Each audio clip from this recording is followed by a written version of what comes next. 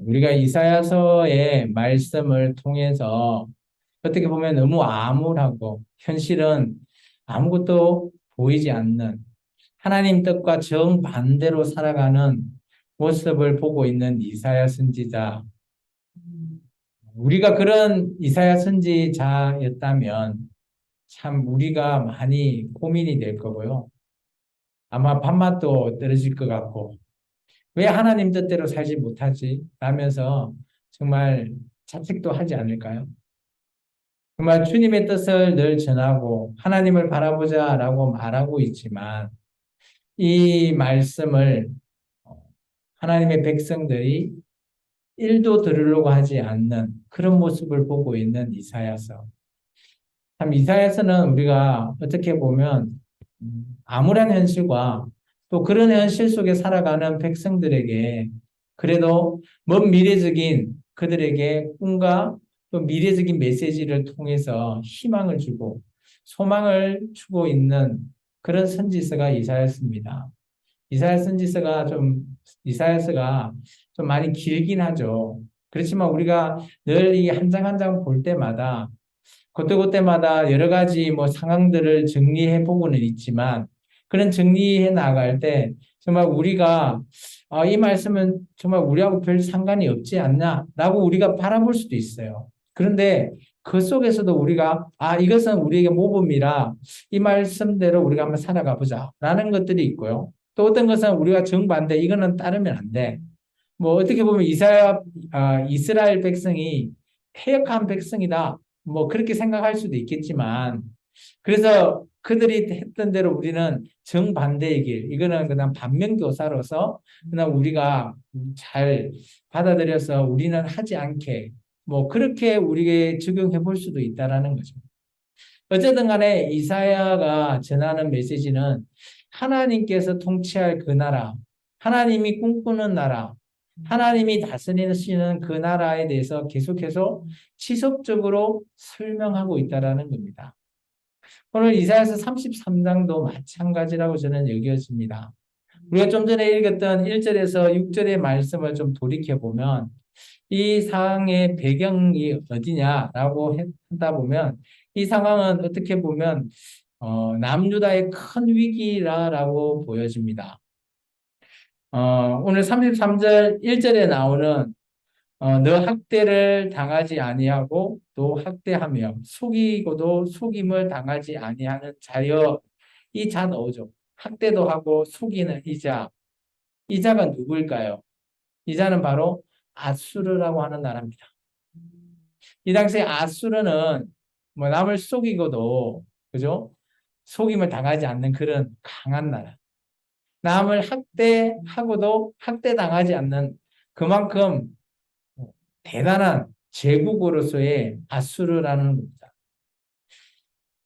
우리가 이 아수르에 대해서는 조금 더 지나서 36장부터 39장 정도에 보면 자세하게 나오죠. 히스기야 왕 때 아수르가 어떻게 되었는지. 그 상황을 어떻게 보면 1장에서부터 얘기하고 있는 게 바로 그런 아수르가 어떻게 될 것인지를 요약 정리해 놓았다라고 저는 그렇게 생각이 됩니다. 그런 자들이 어떻게 있다고요? 화 있을 진대요. 그럼 아수르가 화가 미친다라는 겁니다. 그러면서 화 있을 진저 뒤에 말이 이렇게 씁니다. 내가 학대하기를 그치면 내가 학대를 당할 것이고 내가 속이기를 그치면 사람이 너를 속이리라. 이게 지금은 학대도 안 당하고 속임도 안 당하는데 이 아수르가 그치게 될 날이 있다라는 거예요. 이 그치게 된 날일 때는 반대로 이 아수르도 학대도 당하고 속임도 당한다라는 거죠. 그럼 이 날이 어떤 날이냐? 그게 바로 오늘 33장의 날이라는 거죠. 이렇게 설명은 잘 모르겠죠. 이 날은 바로 하나님께서 일하실 날이라는 겁니다. 하나님이 어떻게 일하실까? 우리가 나중에 좀 더 읽어보시면 알겠지만, 제가 바로 설명해 드릴게요. 그걸 알고 읽으면 좀 더 쉬우니까요. 하나님께서 제가 늘 설명드리는 히스기야 왕 때 큰 사건이 있었죠. 하나님의 나라인 예루살렘에 그죠 아수르가 이렇게 진을 쳐서 아수르가 저 침공에 들어왔을 때 성을 이렇게 에워싸 있는 그때 하나님께서 천사를 통해서 하루아침에 18만 5천 명이라고 하는 아수르의 그대한 군대를 다 전멸시켜 버리시는 그 이후에 보면 사내립이 도망가거든요. 이제 이때가 이제 그때라는 거죠. 그친다라고 하는 그때, 이들이 도저히 이제 그 다음에 행보를 해 나갈 수 없는 그때. 이게 아마 이때가 아수르가 어떻게 보면 최고의 하이라이트 지점에서 점점 세력이 꺾이는 시점, 그 시점이다라고 보여집니다. 그 하이라이트 지점을 찍었던 이 시점이 바로 하나님께서 일하신 시점이다라고 보여진다라는 거죠. 이 이후에 아수르는 메대와 바벨론, 바벨론이나 이런 세력에 의해서 막 점차적으로 나라가 이렇게 망해지다가 결국은 바벨론에 의해서 멸망당하게 되죠. 물론 이제 이게 그 하이라이트의 큰 첫 시작이라는 거예요. 그것을 누가 하신다고요? 하나님께서 하셨다라는 거죠. 그래서 사내림은 바벨론으로, 아수르로 도망가서 자기 아들한테 또 죽임을 당하고요. 그 이후에 그 아들들도 이렇게 또 쿠데타도 일어나고 그런 사건을 우리가 열왕기 하서에서 좀 읽어봤습니다. 어쨌든 간에 여기에 이렇게 학대를 당하고 있는 이 시점에 오늘 2절부터 어떻게 보면 2절부터 5절 이 정도는 저는 이때 학대를 받고 있는 백성 누굴까요? 바로 남유다 백성이죠. 남유다 백성의 기도로 보여집니다. 이들의 기도가 얼마나 간절한지 2절과 3절을 통해서 보면 이런 부분이 나옵니다. 2절에 보시면 우리에게 은혜를 베풀어 달라. 이 당시만 해도 남유다 백성은 어때요? 하나님 앞에 우상을 막 섬기고 그런 하나님 입장에서도 별로 좋아하지 않는 물론 이 히스기야 왕은 그래도 하나님이 눈여겨봤지만 그의 아버지 아하스 왕이 때 보면 도저히 하나님 시점에서 본다면 이들 왕은 하나님 눈밖에 난 왕들 그렇게 보일 것 같습니다. 이제 그런 백성이 하나님 앞에 은혜를 베풀어 달라. 또 뒤에 보시면 2절 하반절에 보시면 그죠? 아침마다 우리의 팔이 돼 달라. 그리고 환난 때 우리를 구원해 달라. 이런 표현이 어떤 표현입니까? 우리 좀 살려달라는 거죠. 그러니까 얼마나 예루살렘 성 안에 갇혀서 힘들었으면 하나님께 이런 기도를 할까요? 우리가 성경에서 보면 정말 간절히 기도하는 자의 모습들 여러분 떠올리지 않습니까?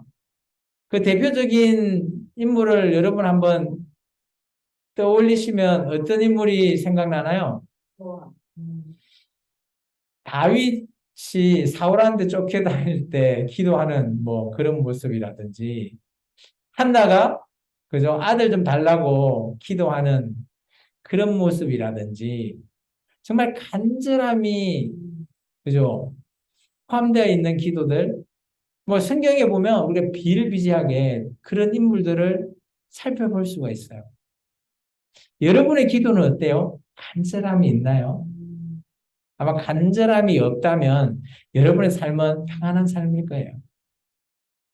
정말 간절하다라는 것은 우리에게 큰 문제가 있거나 위기가 있거나 그런 어떤 일이 있어야지 우리가 평상시 하는 것보다 좀 더 간절해질 수 있죠. 오늘 남루다는 이렇게 간절하다라는 거예요. 자고 일하면 내가 죽을지도 모르는 그런 상황이니까 얼마나 간절하겠어요. 그런 하나님께서 오늘 3절 하반절에 보면 아마 어떻게 보면 하나님의 기도 응답? 그렇게 보일 것 같습니다. 3절에 보면, 이렇게 말합니다. 요란한 소리로 라는 표현이 있고요. 그리고 4절에 보면 황충이 때같이 라는 표현이 있습니다. 이것이 제가 좀 전에 설명드렸던 천사를 통해서 18만 5천 명을 다 전멸한 그런 사건을 말하고 있는 것 같습니다. 어쨌든 간에 하나님께서 그렇게 이 남유다를 다시 잠잠하게 편안하게 만드셨죠. 5절의 표현을 보면 이렇게 하나님께 표현을 합니다. 여호와께서는 지극히 존귀하시니, 그죠? 그는 높은 곳에 거하시고요. 그리고 정의와 공의를 시온에 충만하게 하실 수 있는 그런 분, 지금 하고 계신다. 그렇다면 하나님께서 이 사건을 통해서 남유다 백성을, 그죠? 충만하게, 그리고 평안하게, 정의와 공의로 다스릴 수 있는 그런 하나님의 나라, 그런 나라가 지금 남유다라고 이들 백성이 뭐 기도하고 있지 않을까. 저는 그렇게 생각되어졌습니다. 그러면서 6절에 이런 표현이 있습니다. 내 시대에 평안함이 있다. 이 내 시대의 내는 누굴까요? 바로 히스기야 왕이겠죠. 히스기야 이 시대에는 평안함이 있을 것이다. 우리가 히스기야 왕을, 그죠? 열왕기 하서를 통해서 우리가 읽어봤잖아요. 보니까 어때요? 처음에는 하나님 앞에 이 위기 속에, 이 기도한 모습이 아마 히스기야 왕이 대표일 것 같고, 그리고 남유다 백성도 같이 기도했을 것 같아요. 그죠? 우리 나중에 이사야서 이 36장에 봐도 똑같이 열왕기 하서의 내용이 나오거든요. 보면 이사야가 하나님 앞에 나아가서 간절히 기도하는 모습이 나와요. 이제 그런 모습을 통해서 하나님께서 아마 응답을 하실 것 같고요. 그리고 여기에 보면 이 시대는 평안할 것이다. 아마 이것은 그대로 하나님께서 유지시켜 줍니다. 그리고 히스기야가 죽고 난 이후에 그래서 그 아들 므낫세 이후부터 이제 바벨론의 침공 뭐 이렇게 쳐들어오기 시작하는 거죠. 히스기야 왕이 뭐 잘한 것도 있지만 그 이후에 오늘 이 사건 이후에 히스기야 왕이 어떻게 보면 조금 교만한 마음이 들어와서 그런지, 그죠? 바벨론 신하들에게 모든 것들을 다 보여주면서 어떻게 보면 바벨론 앞에 모든 것들을 다 내어놓는 그런 장면들을 나오죠. 그거로 말미암아 히스기야 왕이 뭐 하나님의 시험에 통하지 못했다라고 우리는 볼 수 있죠. 어쨌든 간에 히스기야 왕 시대는 평안함을 가지고 있을 거고요. 그리고 구원과 지혜와 지식이 풍성할 거라는 겁니다. 중요한 것은 여기 있다고 봅니다. 마지막 줄은 저는 줄을 끊으면 좋겠어요. 여호와를 경외함이 내 보배다. 이 말은 지금 우리에게도 저는 동일하게 적용된다 봅니다. 우리가 하나님을 경외한다는 것이 우리의 어떤 보배보다 좋다는 거죠. 이 땅에서 가장 값어치가 나가는 게 뭘까요? 아마 보석이지 않겠나요?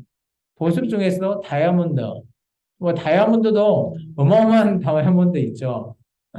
그런 다이아몬드 값어치로 봤을 때 상상도 초월하지 못하는, 우리 생각에는 우리 같은 사람은 살려고도 꿈도 못 꾸는 그런 다이아몬드보다 더 가치 있는 것이 바로 하나님을 경외하는 것이다. 어떻게 보면 우리는 다이아몬드는 돈 주고 살 수는 없지만 우리가 하나님을 경외하면 우리가 드릴 수가 있죠. 하나님께서는 우리에게 어려운 걸 시키지 않으셔요. 이런 거 보면. 우리 보고, 야, 너 다이아몬드 같이 그렇게 비싼 거 사. 뭐 이렇게 말하지 않잖아요. 그런 것 또한 우리의 욕심이고 우리의 교만이라는 거죠. 그래서 하나님께서는 모든 것을 다 열어놓은 것 같아요. 가난한 자나 부유한 자나 마찬가지로 나를 경외하는 것이 너에게 보배가 될 것이다. 다이아몬드보다 더 큰 가치의 보배. 우리의 인생의 삶은 저는 이렇다고 봅니다. 우리의 인생의 가치를 어떻게 보면 우리 여기 나이 드신 우리 오집사님 거의 뭐 이제 한평생 나이를 보면 지금 거의 한 90을 달려가고 계시는데 80 중반이신데 한번 돌이켜 보시면 그래도 이 인생 가운데 가장 내가 가치 있는 선택이 뭘까? 한번 생각하시면 어떤 거 선택한 것이 가장 가치 있는 선택이었습니까? 집사님은 인생에서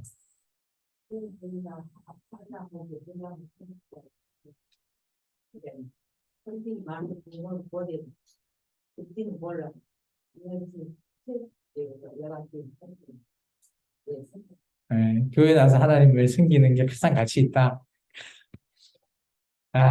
네, 감사합니다. 이것이 바로 하나님께서 우리에게 말하고 있는 그런 말씀의 내용이지 않겠나라고 보십니다. 하나님을 경외하는 것. 그게 아마 우리의 인생에 있어서도 가장 큰 보배이자 가치가 될 것이다라고 말하는 것 같아요. 그래서 우리가 예배를 매주 드리고 있죠. 어떻게 보면 오늘 비가 와서 많이 뭐 사람들이 놀러는 못 갔었겠지만 한여름에는 진짜 더울 때는 놀러 가고 싶겠죠. 그런데 여기 요새 앉아서 예배한다라는 거 그게 우리가 하나님을 경외하는 거잖아요. 앉아서 우리가 사람을 보고 여러분이 뭐 이 목사 만나러 온 것이 아니잖아요. 여기 온 것은 하나님을 만나기 위해서 온 거잖아요. 그게 우리의 시간을 쪼개서 하나님께 드리시는 가치. 그게 하나님께서 오늘 남유다 백성에게 얘기했던 여호와를 경외하는 것이 너에게 보배가 된다라는 거예요. 그래서 우리가 이 짧은 시간이지만 이 시간을 하나님 앞에 우리 시간을 쪼개서 하나님 앞에 드리는 게 어떻게 보면 우리 인생 전체 시간보다 더 큰 보배의 가치 있는 시간이 될 거다라고 말하고 있는 겁니다. 그래서 여러분은 이 한 시간이 그냥 시간 지나만 가면 되지 그렇게 절대 생각하지 마시기 바랍니다. 이 한 시간 동안에 물론 제가 제 설교는 한 30분, 40분 되는데 그 시간 동안에 하나님의 말씀에서 어떤 것을 붙잡아야 되고 어떤 것이 내 인생에 가치 있을까 이런 거 붙드는 게 더 중요하다라고 저는 생각되었습니다. 7절부터 16절까지는 두 종류의 사람이 나옵니다. 그런 의미에서 두 종류의 사람입니다. 이 두 종류의 사람은 하나님께서 딱 구분을 해 놓으셨어요. 우리가 이제 지난 시간에 보면 나라가 이렇게 아수르가 쳐들어오고 했을 때, 그죠? 막 애굽에 도움을 요청했던 사람들 있잖아요. 기억나시나요? 그런 사람들이 있는 반면에 오늘 33장 2절부터 1절에서 6절에 나오는 하나님 앞에 기도하는 사람이 나오잖아요. 이 두 종류의 사람을 하나님께서 이 7절부터 16절에 이렇게 포함을 시켜서 설명을 하고 계세요. 그러면서 꼭 이렇게 말하는 것 같아요. 지금 교회 다니는 너는 어디에 속한 사람이냐? 뭐 이런 표현을 하는 것 같아요. 저에게는. 우리 같이 말씀을 한번 읽어볼까요? 궁금하죠? 어떤 종류의 사람이 나오는지. 우리 7절부터 16절까지 한번 읽어보겠습니다. 보라. 그들의 용사가 밖에서 부르짖으며 평화의 사신들이 슬피 곡하며 대로가 항폐하여 행인이 끊어지며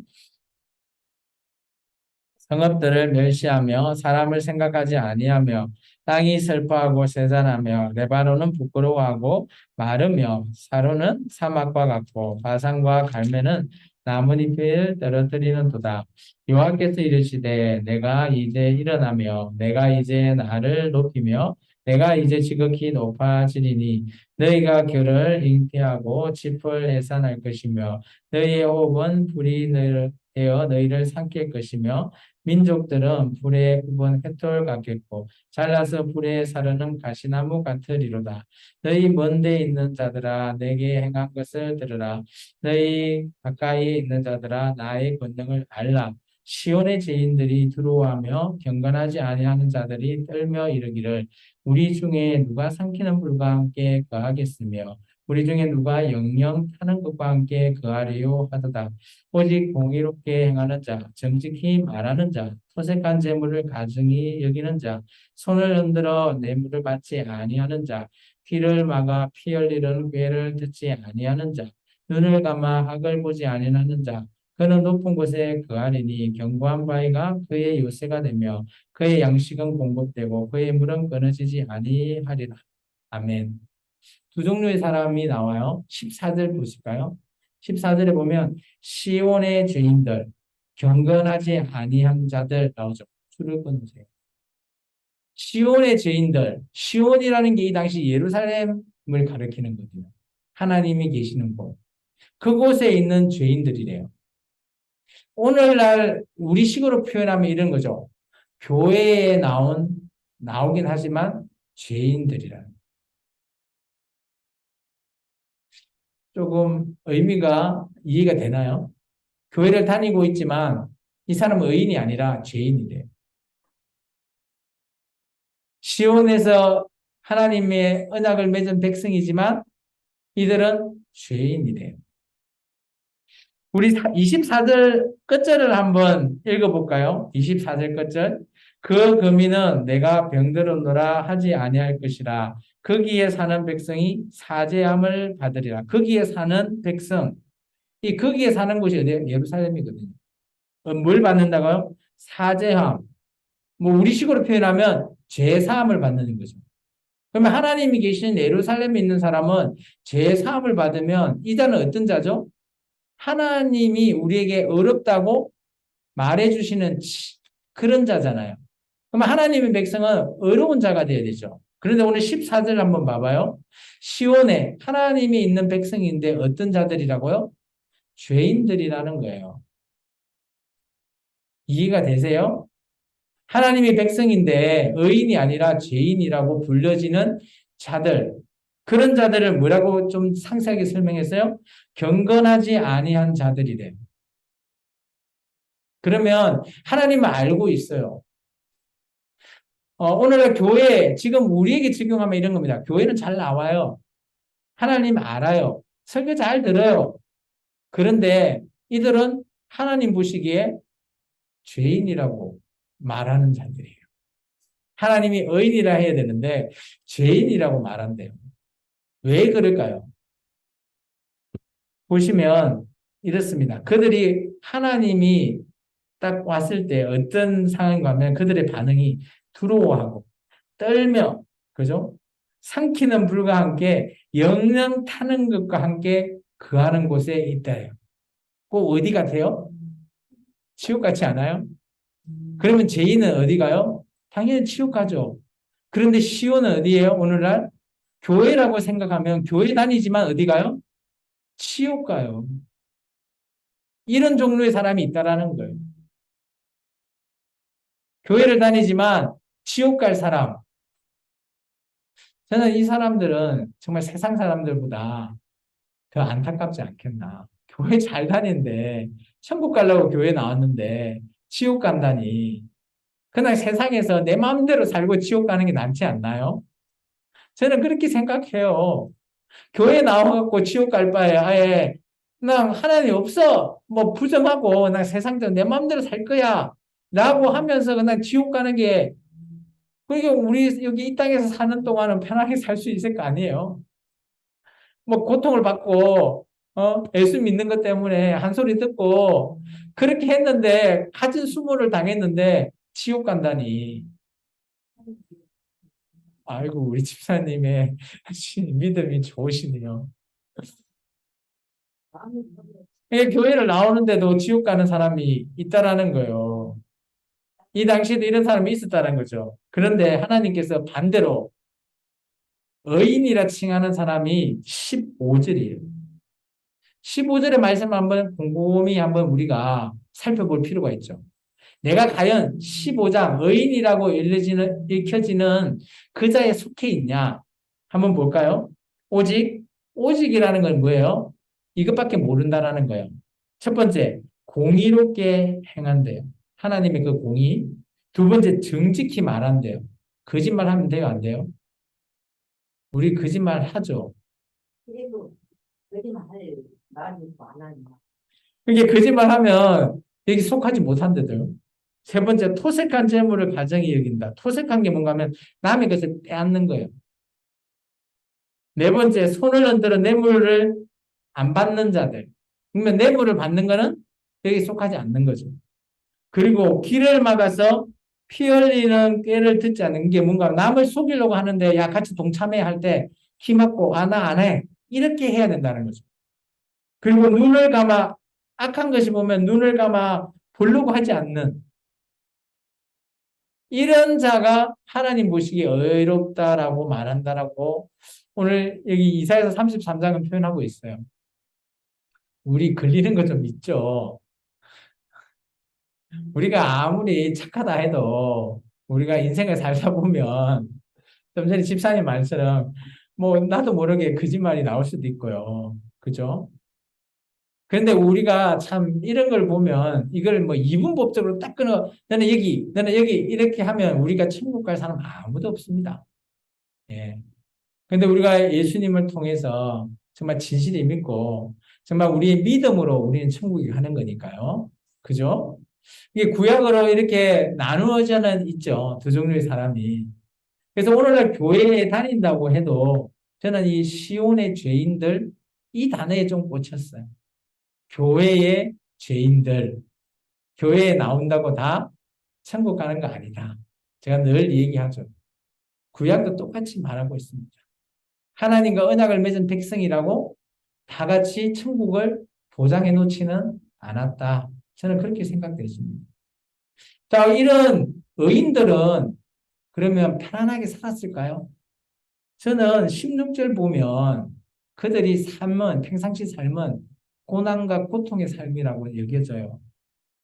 하반절 한번 봐볼래요? 봐봐요. 그들이 높은 곳에 거하고 견고한 바위에 그 요새가 된다잖아요. 이런 것들은 아마 숨어 있거나 뭐 피해가 있는 그런 상황이 있을 것 같고요. 그게 아니라 우리가 평상시에 먹고 마시는 거 있잖아요. 봐봐요. 그의 양식이 하나님께서 이런 자에게 영원히 공급한다죠. 그리고 그들의 물은 끊어지지 않게 하나님이 한대요. 그러면 평상시 이들이 당했던 건 뭐예요? 양식이 없어서 배고파 굶었고요. 물이 없어가지고 막 흙이 지고 갈증 나고 그런데도 물을 못 마시는 그런 사람을 오늘 저는 생각해 봤거든요.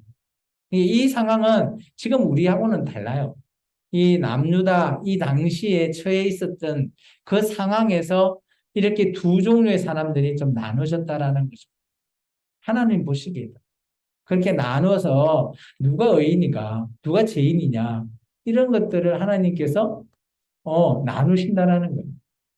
그러면 하나님이, 하나님의 나라, 다스리는 나라의 표가 뭐라 그랬죠?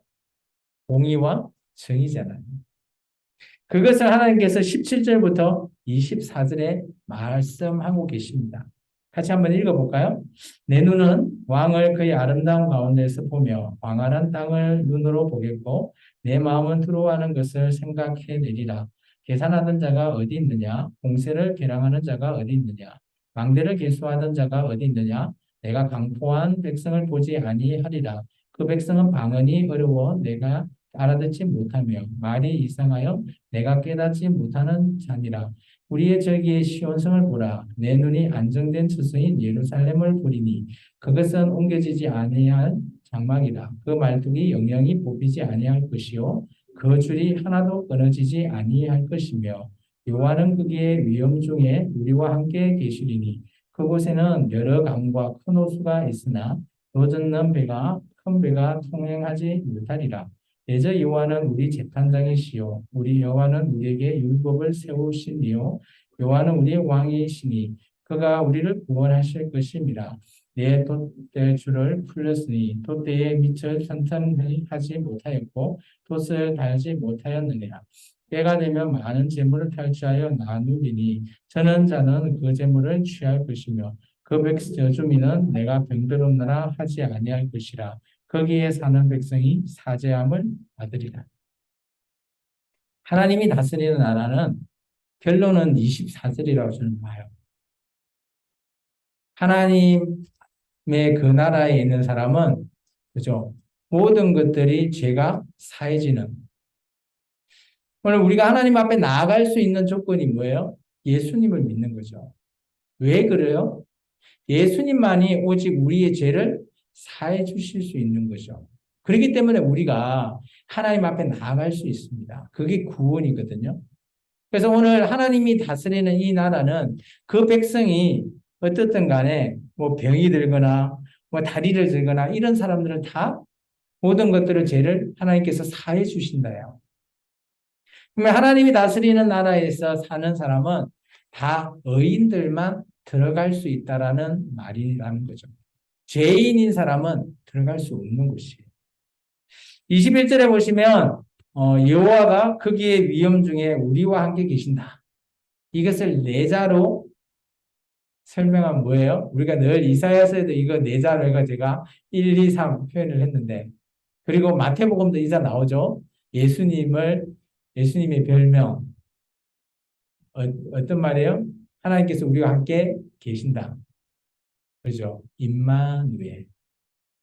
하나님이 다스리는 나라는 하나님이 함께 계시는 그곳이라는 거죠. 22절에 하나님이 그럼 어떤 그곳을 어떻게 다스리냐? 첫 번째는 재판장으로 다스리고요. 두 번째는 율법을 세우신 분이기 때문에 율법을 수호하시는 분으로 다스리시고, 세 번째는 구원자로서 그 나라를 다스리신다라는 겁니다. 이 예루살렘 성이 현재 잘 보세요. 남유다는 아수르의 침공을 당하고 있죠. 위태위태한 성이 예루살렘 성 맞나요? 이런 예루살렘 성인데 하나님께서 말씀하고 있어. 이 예루살렘 성은 어떻다고요? 20절에 보시면 이 예루살렘 성을 보라죠. 20절 시온성을 보라. 그 시온성이 예루살렘이거든요. 이 예루살렘이 어떻게 된다고요? 옮겨지지 않는데요. 그리고 말뚝이 뽑히지 않는데요. 또 그곳에 아마 줄을 매놨는데 그 줄도 끊어지지 않는 그런 곳이 시온성 예루살렘이라는 거예요. 하나님께서 거하시는 곳. 근데 이곳은 우리 요한계시록까지 이어가 보면 아마 이 땅의 예루살렘 성은 아닌 것 같고요. 하늘에서 내려오는 새 예루살렘 성, 그렇게 저는 표현합니다. 그곳에서 하나님께서 영영 다스릴 나라라는 거죠. 오늘 이제 17절부터 24절은 이 땅에 있는 예루살렘을 비유적으로 표현했다라고 저는 보여집니다. 근데 그곳에 사는 백성들, 그게 17절부터 19절까지 내용이거든요. 그곳에 살았던 백성들의 표현하는 거 보면, 어때요? 그들이 이전에 마음에 두려워했던 것, 그리고 뭔지 모르겠지만 뭘 계산했던 거, 뭘 계량했던 거, 망대를 계수하던 자, 이런 자들이 다 사라지고 없는 거예요. 이 성에. 그런데 그 성에 있는 또 강포한 백성들, 아마 이 강포한 백성들은 이 백성들을 억압하고 힘들게 했던 그런 모든 자들이 다 사라지고요.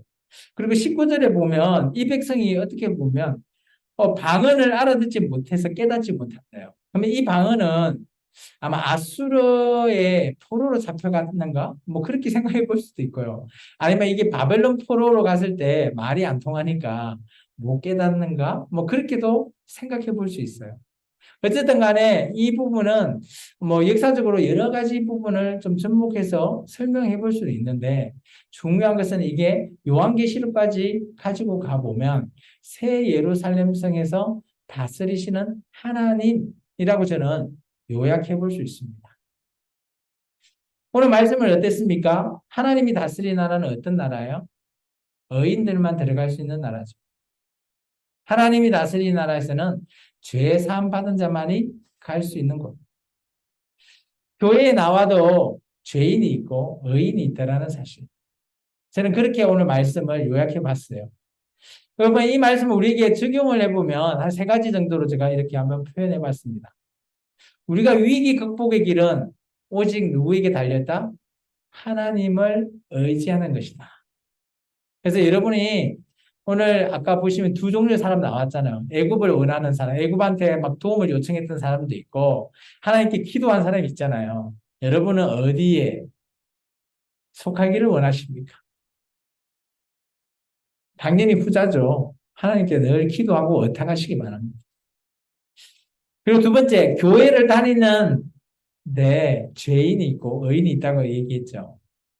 이것은 제가 보기에 우리가 내가 죄인같이 살았다라고 하면 우리는 선택할 수 있다라고 봐요. 이제는 의인처럼 살자.